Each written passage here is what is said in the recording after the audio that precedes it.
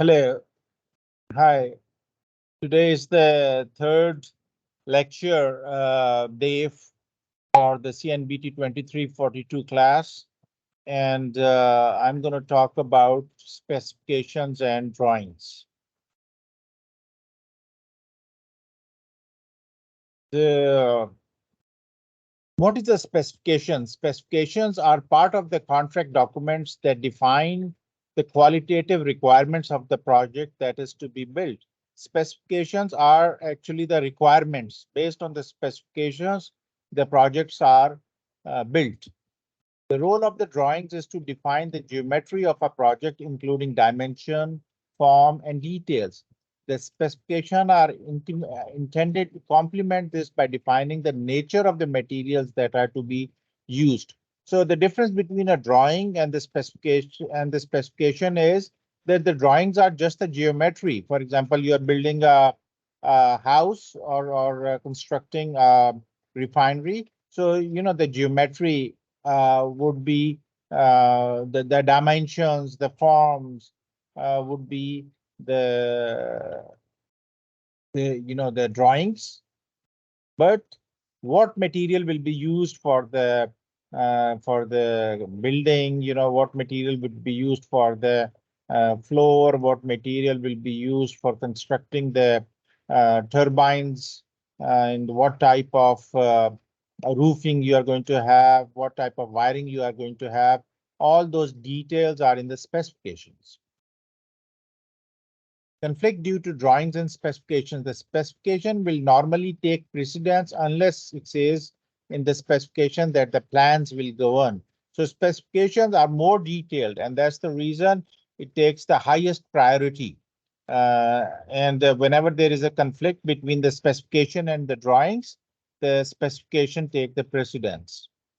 Avoiding scope of work problems, provide adequate budget for drafting specification, place control of each set of project specification in the hands of the single qualified specification engineer. So whenever there is a conflict between the drawings and specifications, the specification will take precedence. And we need to avoid scope of work problems. So we need to make sure that all the project work is done according to the details mentioned in the specifications.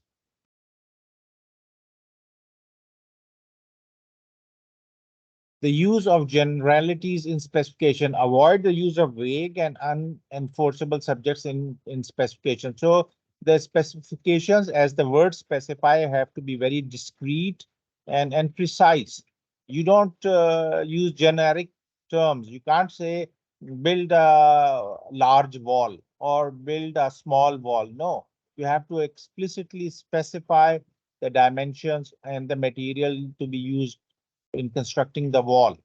The specifications are one of the most important tools of the inspector or resident project representative.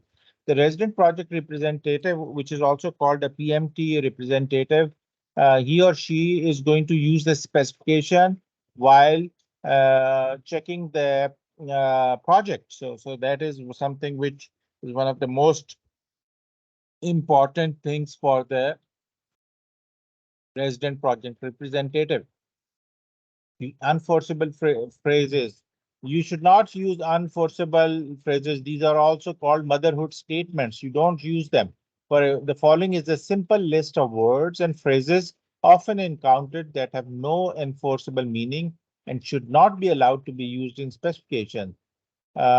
Yes, for example, certain words like to the satisfaction of the engineer, as determined by the engineer, in the opinion of the engineer, installed in a neat and workman like manner. These type of generic statements are not enforceable. These are different people would have different interpretation of those phrases. So you do not put those type of statements in your contract. Force majeure. Force majeure is a will of God. Unforeseeable circumstances that prevent someone from fulfilling a contract is called force majeure. Force majeure events are often labeled as include but natural and man-made events like fires, floods, storms, war, and labor disputes. Also, for example, recently we had the COVID issue. The COVID, for certain contractors, they considered as a force majeure because because it was an act of God that such a major pandemic happened, and this impacted the projects. So another example of force majeure would be hurricane, storm, earthquake, or there could be a war-like conditions which impact the project. So all those are force majeure clauses. And when such a thing happens, then the force majeure statements in the contract are invoked.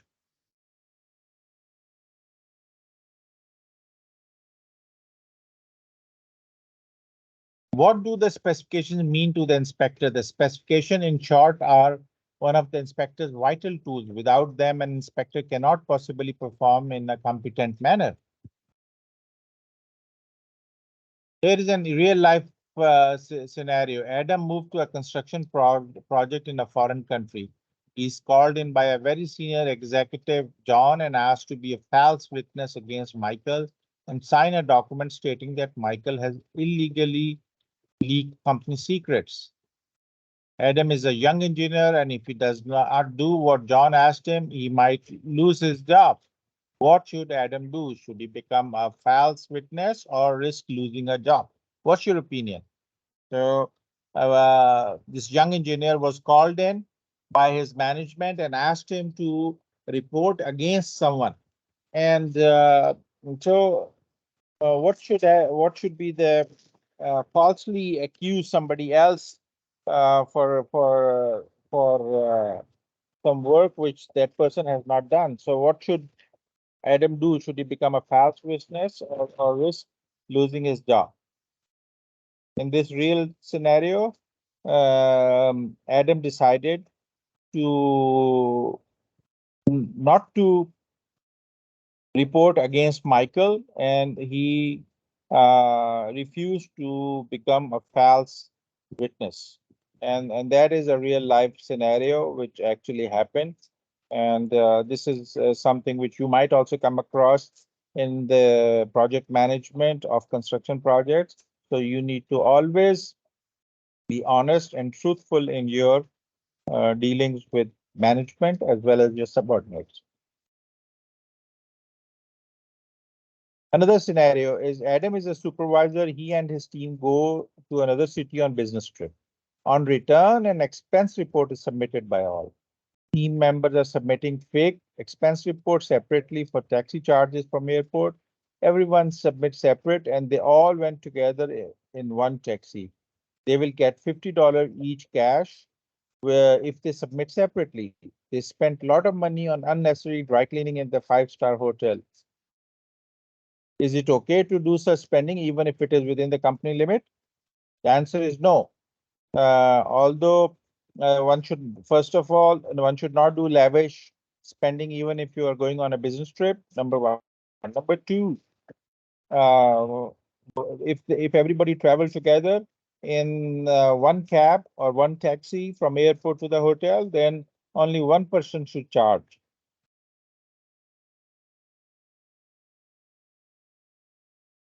Is chapter number 7, using the specification in contract administration. The following subjects are addressed in the standard general conditions of the contract.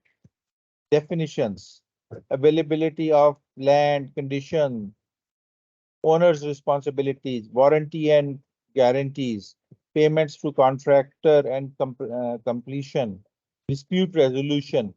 So in the contract is one of the very important part of the project.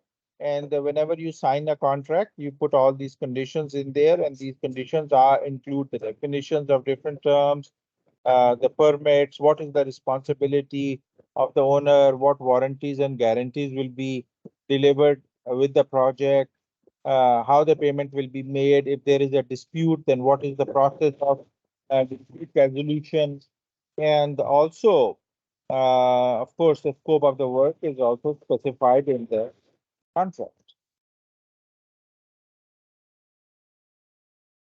International construction contracts. International projects have their own standard, usually FPIDIC, the International Federation of Consulting Engineers. The general conditions include the following: definition and interpretation, engineer and engineers representative, assignment and subcontracting, contract terms, labor, materials. All these things are specified in the contract. So FPIDIC is a standard organization for contracts where they produce generic construction contract provisions. They are used in the construction industry as well as the other industries. And those terms and conditions are adopted by the contractors in preparing their contracts. There's a difference between the FPIDIC contracts and the contracts which are generally used in the United States. For example, in the FPIDIC, they call it appendix to tender. In US, we call it addenda to notice. In US, we call award to contract. FPIDIC, we call letter of acceptances. And here are all the other changes or different interpretations of terms in US as well as FPIDIC. Different site conditions, unforeseen underground conditions. One of the most misunderstood of all the contract provisions and the ones that is frequently the cause of large contractor claims for additional work and change orders is the provision for different site conditions. By different site conditions, we mean when the contractor is building a construction site, is working on the construction site, and for example, building a refinery. So at the construction site, there could be certain hidden challenges. For example, when he is trying to level the site or doing the site preparation, there could be rocks under it. There could be water under that land. So he might have to do additional things to take care of those site conditions. If they differ significantly from what is printed in the contract, contractor may be well entitled to additional payment. So if it's costs way more to the contractor and it is beyond the scope of work which was written in the contract, then the contractor may ask for additional money as change order. Material and equipment. Great care must be taken in the approval of new substitute products as well as in the application of some established ones. The contractor and subcontractor. Resident project representative deal solely with the contractor and not directly with the subcontractor, material suppliers, or fabricators. So the resident project engineer, the project management team representative, he always deals directly with the contractor. They don't deal with the subcontractor, because if you are dealing with a subcontractor and you are directing them how to work, then it might become a claim, because the subcontractor might say that I did exactly what you told me, so don't hold me responsible. And similarly, the prime contractor would say, you started managing my employees, so I'm not going to support your claim. Shop drawing and samples. The shop drawing is the connecting link between design and the construction. So it's so important, shop drawing. So when you design it, the link between the design and the construction is the shop drawing. Contractor refrain from ordering material until the results of the review of the shop drawing submitted from the design organization have been received. So the contractors, they usually do not order material until the shop drawings are completely reviewed and all the ambiguity has been removed. Disapproving or stopping the work and technical specifications. Stop the work should be left to the owner and as a party to the construction contractor, and not to an outside design firm or the resident project representative. The reason is this, that stopping the work could drastically impact impacts the work. You see, it could drastically impact the schedule. It could drastically impact the cost. It could drastically impact the quality. So the quality of the complete project. So stopping the work is such a major thing that it should never be left to the just resident project representative. Rather, it should be the call of a senior executive in the management.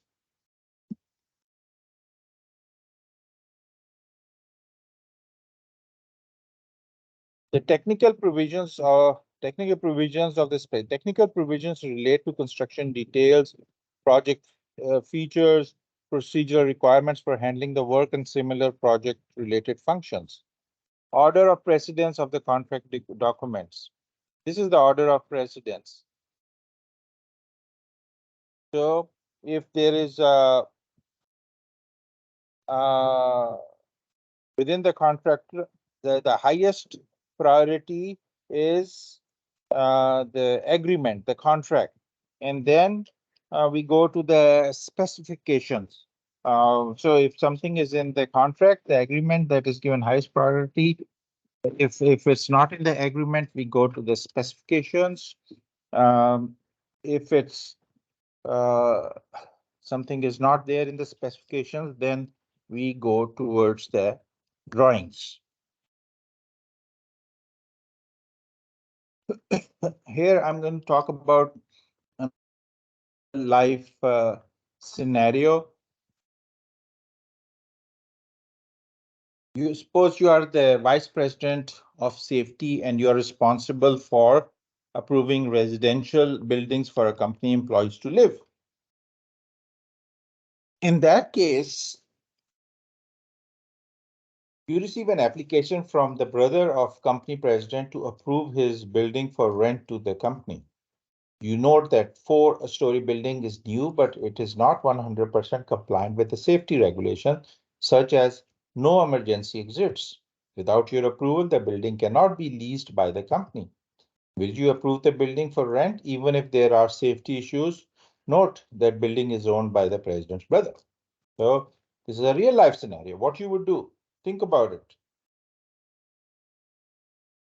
I'll give you a moment to think what you will do in this scenario.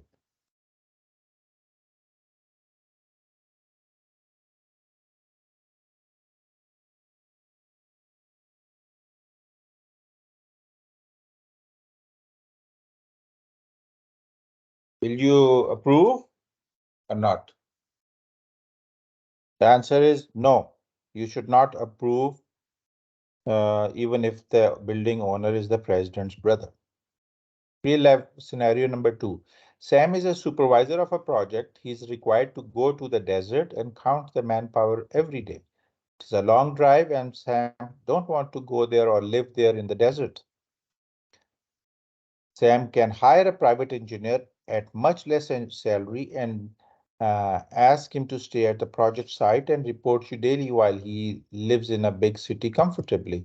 Is it okay for Sam to hire someone privately and work on his behalf? Think about it.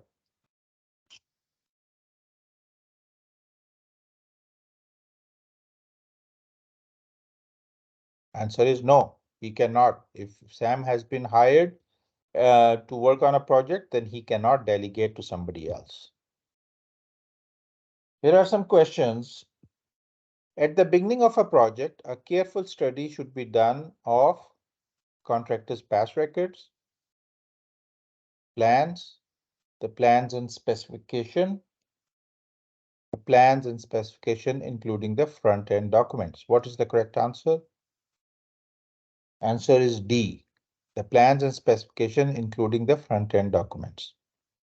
So another question, if you are representing the owner engineer and during the bidding phase of a project, a bidder telephones your office calling attention to what the bidder believes to be an error, makes request for clarification or correction. You should check out the reported error, deny that an error exists, take all of the information from the caller.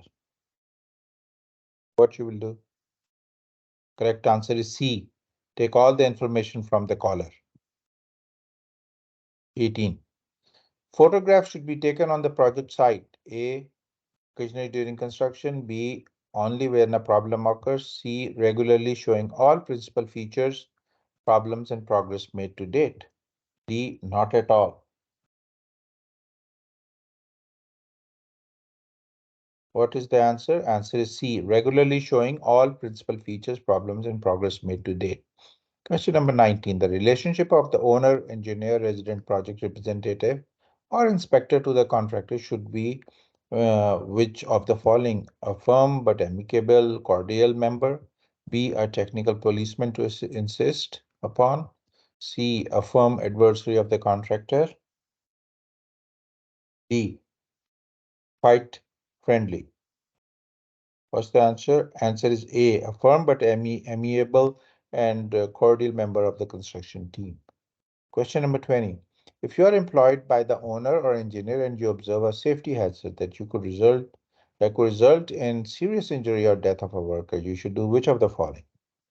Document the information in your diary, immediately start searching for the contractor superintendent, order the workers that are potential danger to remove themselves. Ignore the issue. C. Order the workers that are in potential danger to remove themselves from the hazardous area, then take administrative action to have the contractor correct the situation. Thank you. That's all for this lecture. If you have any questions, send me an email. Thank you.